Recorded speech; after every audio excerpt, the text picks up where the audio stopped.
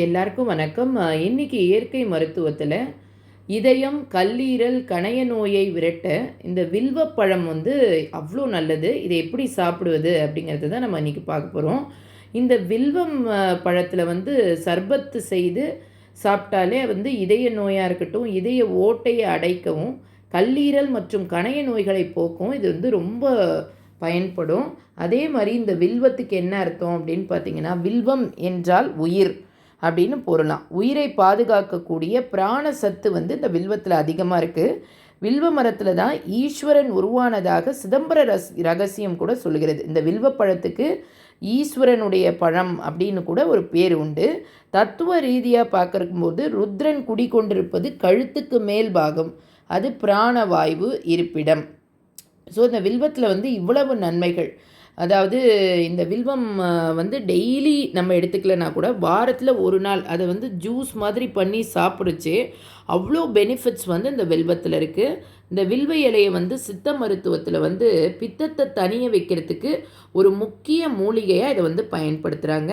பல்லாயிரம் ஆண்டுகளுக்கு முன்பாகவே, அதாவது பல்லாயிரம் ஆண்டுகளாக மண்ணில் இருந்து வரும் ஒரு அரிய மரங்களில் ஒன்று தான் இந்த வில்வ மரம். இந்த வில்வ மரம் ஒரு அருமருந்து அப்படின்னு கூட சொல்லுவாங்க.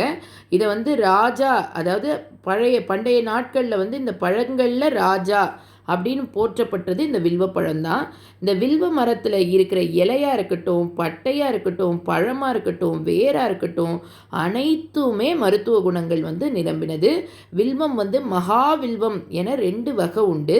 பெரும்பாலும் மருத்துவத்துக்கு வில்வமே தான் பயன்படும். சர்க்கரை நோயாக இருக்கட்டும், பேதியாக இருக்கட்டும், பித்தமாக இருக்கட்டும், கிறுகிறுப்பாக இருக்குது அப்படின்னு சொல்கிறதா இருந்தாலும் சரி, தலை சுற்றலுக்கு, ஒவ்வாமைக்கு, அலர்ஜிக்கு, அஜீரணத்துக்கு, வயிற்று உப்புசத்துக்கு பெஸ்ட் மெடிசன் இந்த வில்வம். என்னடா இவ்வளவு நோய்களை சொல்லிக்கிட்டு இருக்காங்களேன்னு கூட நீங்கள் நினைக்கலாம். இது எல்லாத்துக்குமே இந்த வில்வம் ஒரு பெஸ்ட்டு மெடிசன்.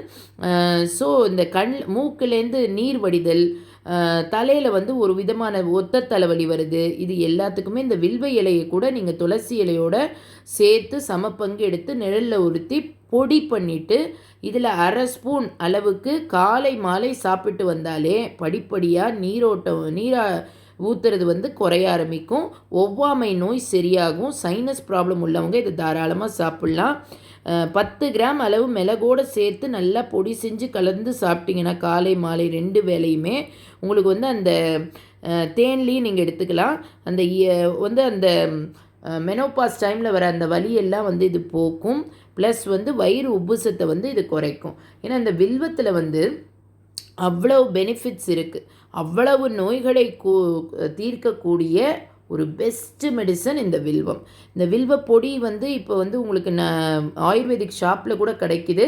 அது பெஸ்ட்டாக இருந்ததுன்னா நீங்கள் வாங்கி நான் சொன்ன அளவுபடி ஒரு 10 கிராம், அதுக்கு மேலே எடுக்கக்கூடாது, எடுத்து தேனில் குழச்சி நீங்கள் சாப்பிட்டுட்டு வரலாம். Thank you so much. மறக்காமல் சப்ஸ்கிரைப் பண்ணி இதை மற்றவங்களுக்கும் ஷேர் பண்ணுங்கள்.